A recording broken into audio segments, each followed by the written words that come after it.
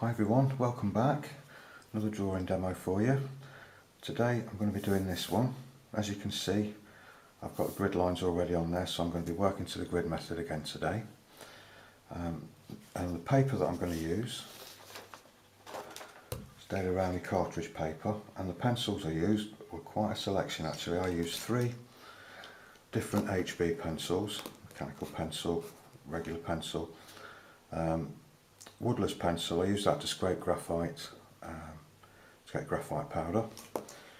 2 2B pencils, no actually 3 2B pencils, various kind of line widths there going on, a 4B mechanical pencil, a 2H pencil, selection of erasers. I know it's quite a lot of stuff I used on this one. Pencil eraser, Tombow eraser, regular Staedtler plastic eraser and kneadable eraser.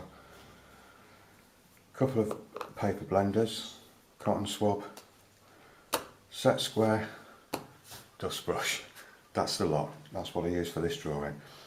Okay, so I just quickly mention that I've put 8 videos on Patreon, all of this scene, showing the various aspects, you know, like how I've done the trees, how I've done the water, how I've done the stonework, etc. So there'll be 8 all real-time videos accompanying this one on YouTube. So if you fancy checking out my Patreon and learning how to draw and learning some of the techniques that I use, pop along there, take a look, and yeah, hope to see you there. Okay, so let's get started.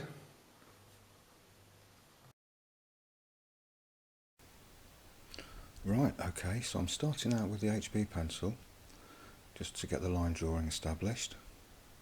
You probably notice as well that the photo reference that I'm actually using, it's got sort of a 3/4 inch border all the way around it, and the paper I'm working on is A4 sized, the same as the overall size of the reference photo, but due to the picture being smaller, everything I'm drawing is not exactly to that same proportion, but that doesn't matter when you're using the grid method, because as long as the same amount of squares are on both paper and reference photo, you know, you'll be able to do the drawing without any problems. In fact, it's a good way actually to use the grid method to actually scale drawings up or down, you know, whatever your choice is. And also I've got an image of the reference photo up on my laptop at the side of me as well, so I can keep zooming in and out of certain areas, so I can enlarge the detail, so I can see exactly what it is. It gives me a much better idea and helps me a lot, you know, when I'm drawing. So that's a good thing to remember. If you're working from a reference photo, use that zoom on your laptop if you're unsure what certain areas are.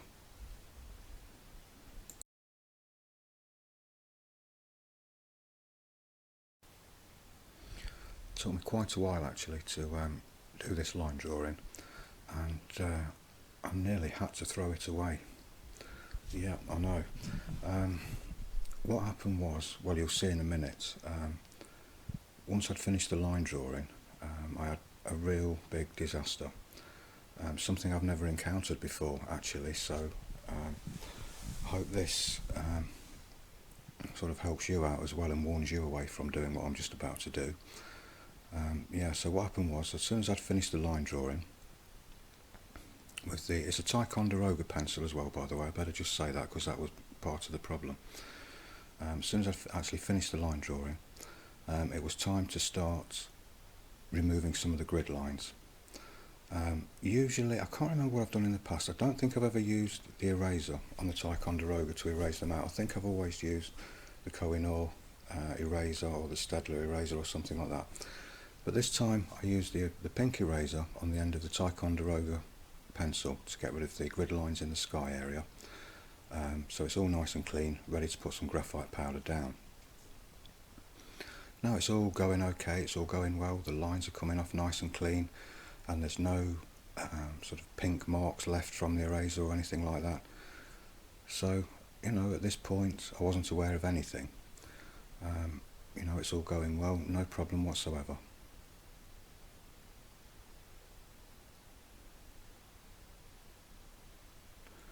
Just sweep the eraser crumbs away and it still looks nice and clean. And then I scrape some HB graphite powder onto a scrap piece of paper. And I'm just loading up the kitchen paper with the graphite powder ready to go into the sky. And this is where the fun starts. You'll see in just a minute.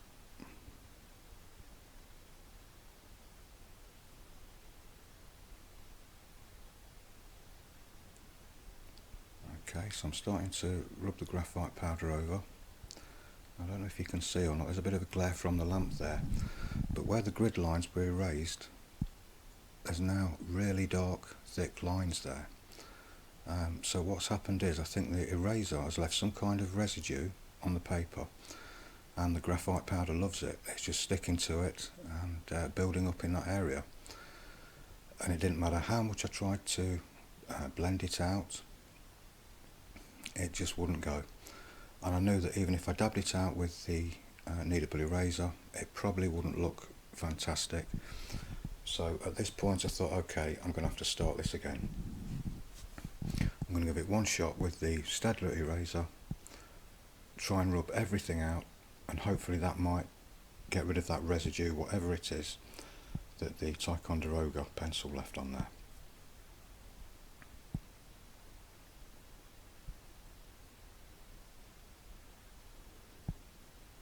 So just giving it a second shot right now, and there we go, no marks. So thankfully the Staedtler, the good old Staedtler Mars plastic eraser saved the day. Yeah, if that hadn't have got those lines out, that would have been it, end of drawing. So now I'm using a 2H pencil just to start putting a few darker shades in the sky area. Particularly working in the top section of the sky, just to make that just a little shade darker.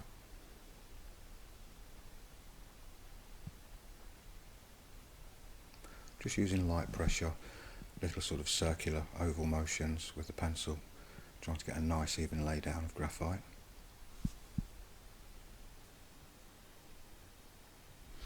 I will also say about the Ticonderoga pencil, I've never had any problems with the eraser before.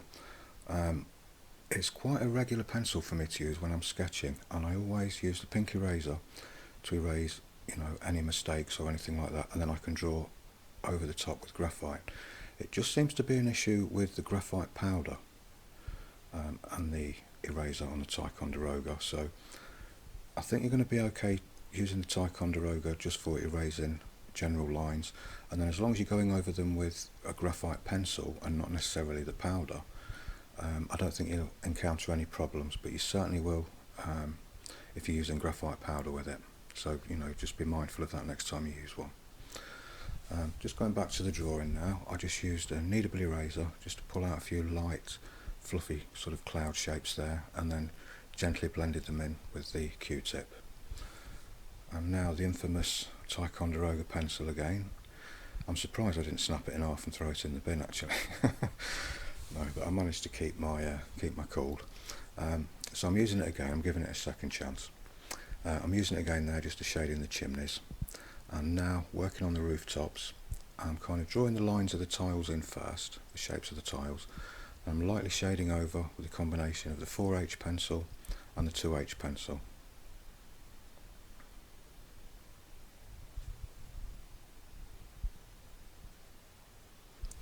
There is actually a real-time video on my Patreon page on how to actually draw the roof tiles and shade them in as well, if you're interested in that. And I'm just using a small blending stump just to blend them in a little bit. I don't want them too, you know, heavily detailed or dark or, you know, high contrast at all. They're sort of off a little bit into the distance and not really part of the main focal point there.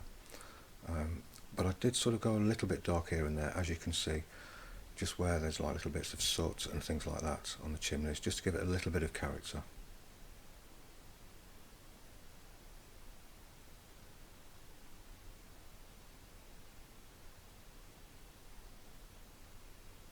Same process for these roofs here as well.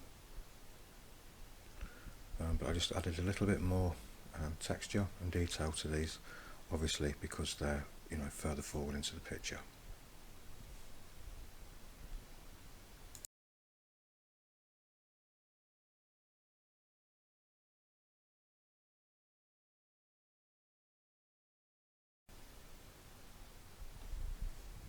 Still using the 2H pencil there just to add a little bit of tone and texture.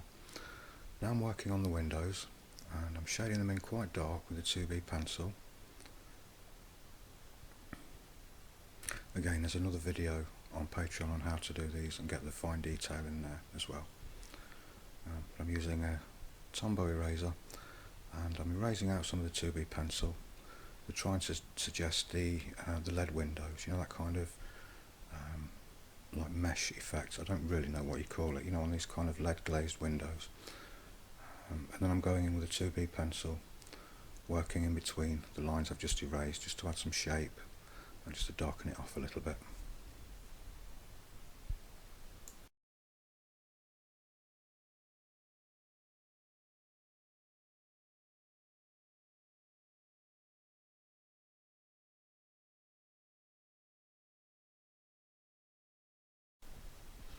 And then I give it a very light shade over with an HB pencil, just to tone everything down a little bit.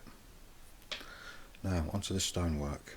I'm just kind of marking the stones in with the graphite that's on the end of a blending stump, so they look fairly soft and diffused, and I literally work over the whole face of that building there until it's completely filled in with like little stone shapes, all from the blender.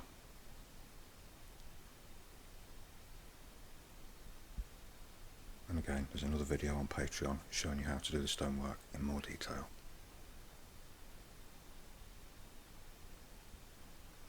After I've worked over it with the blender, I do go in and use pencils to darken some of the, well, that's a 2H pencil there, just to darken some of the individual bricks and stones, and the eraser as well, just to put little highlights here and there.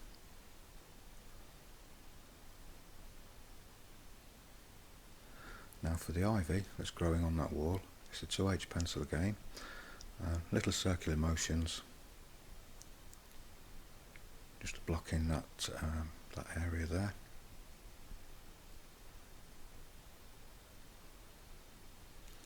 And I go in with an HB pencil and start just adding a little bit more detail and adding a little bit of texture and tone.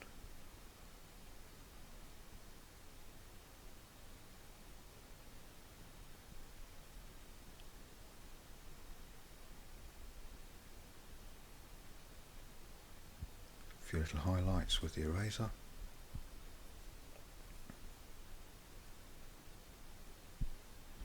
And then it's in with the 2B pencil to get some of the nice darker areas.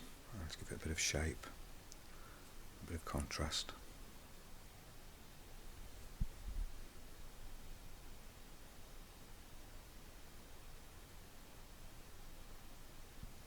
Right, so for the walls on the front of these buildings, I used a combination of pencils for these.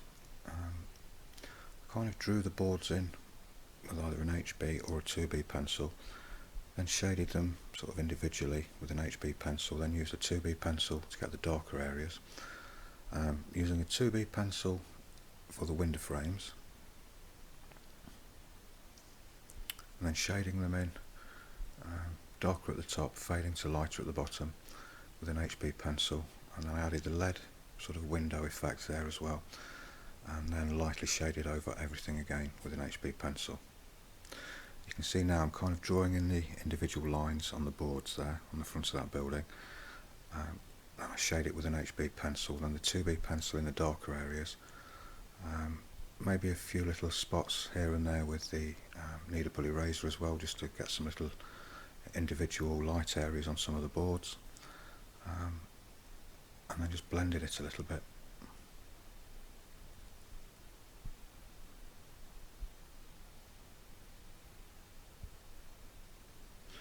This was probably the longest part of the drawing, actually, this section along here, the front of these buildings.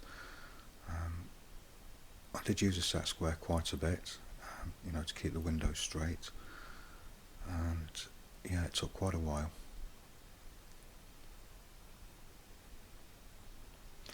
Some of the perspective lines are quite tricky on this one. You can actually, instead of using the grid lines, you can actually work with the 1-point perspective method, you know, of doing an horizon line and putting your vanishing point there on the eye level, and you know, drawing those sort of horizontal lines down to it and trying to keep all the roof lines corresponding with that. But quite honestly, I find the grid method just seems to work for everything, and it does seem to help me improve my freehand drawing as well. Whereas when you get independent on those perspective lines, sometimes you can literally just get dependent on them.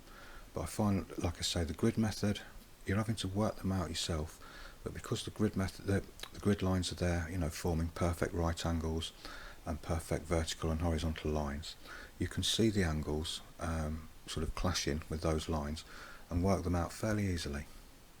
But you know, it's each to their own. Some prefer to work to the, you know, 1-point or 2-point perspective method, whichever you like. You probably noticed in my last few videos I'm just really getting on with the grid method at the minute, so while I'm on a roll I'll stay on it.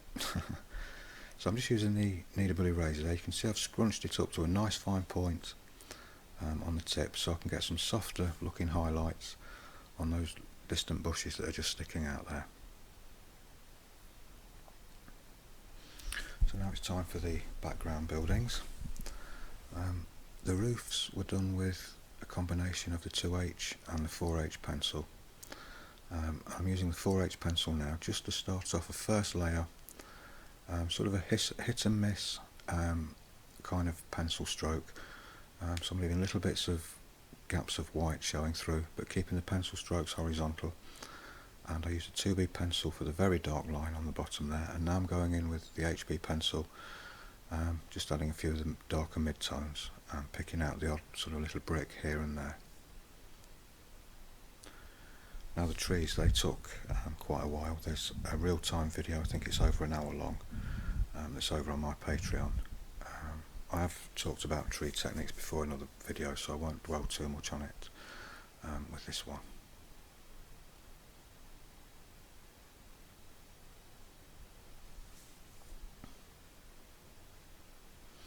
I'm just mapping out the branches now. You know, when I actually put the graphite powder in the sky and I was blending it, I lost a lot of the line drawing there of the branches, so I'm just kind of re-establishing that now and starting to shade them in with the HB pencil.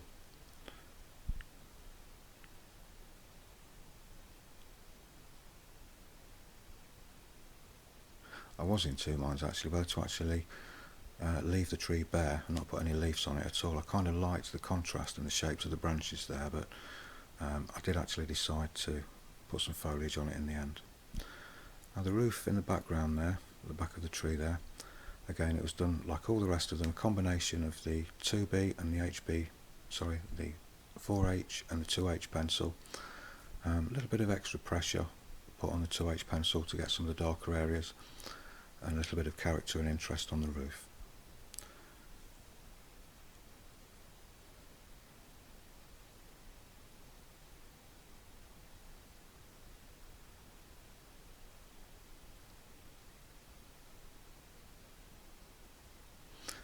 And very similar technique for the stonework on this building, apart from actually drawing more of them in with the pencil instead of actually using the blending stump.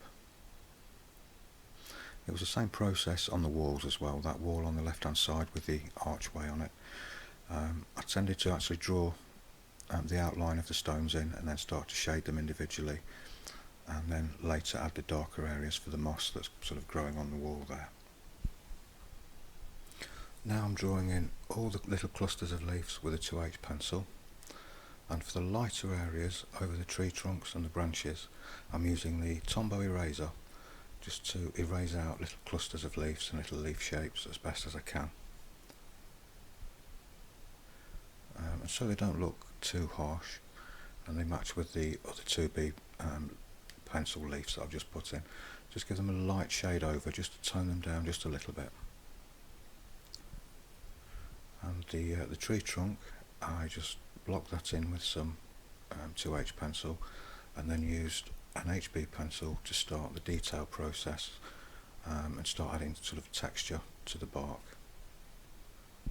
keeping it darker on the right hand side as well, and then using the 2B pencil to get the darker tones in there.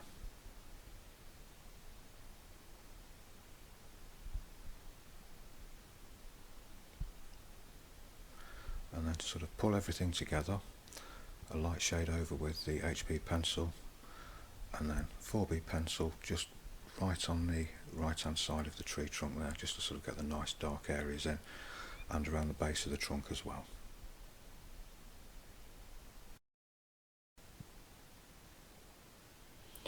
So I'm starting to shade in the water and some of the reflections using the HB pencil, just mapping out, you know, where the shape of the windows are going to reflect in the water, some of the darker areas under the trees, and then I switch over pretty quickly to a 2B pencil. I actually change this 2B pencil in a moment, not that there's anything wrong with the Staedtler Norris 2B, it's just that I've got a Derwent sketching pencil in 2B and it's got a thicker core. This is it now. It's got a thicker core in there, and it was just a lot faster to actually shade some of these darker areas in.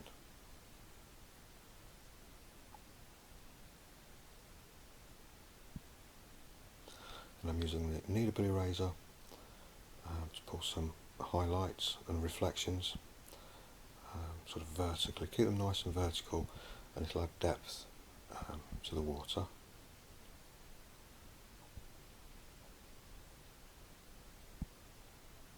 Try not to overdo this. You can get carried away, you know, it starts to look good and you want to do more, but you can end up sort of overworking it. So keep it fairly subtle and then blend them in very softly, and blend the transitions in between the light area in the middle there with the darker areas on the side.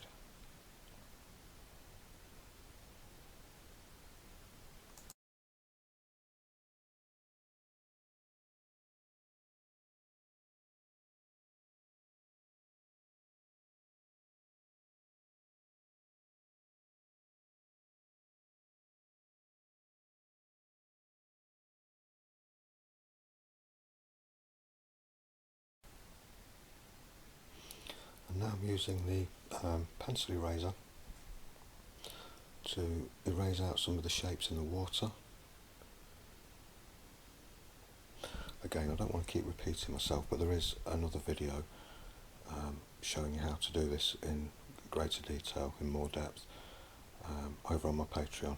It sounds like I've just been plugging Patreon, doesn't it, all through this video, but I just want to make you aware that there are, you know, some more in-depth videos on some of these techniques if you're interested.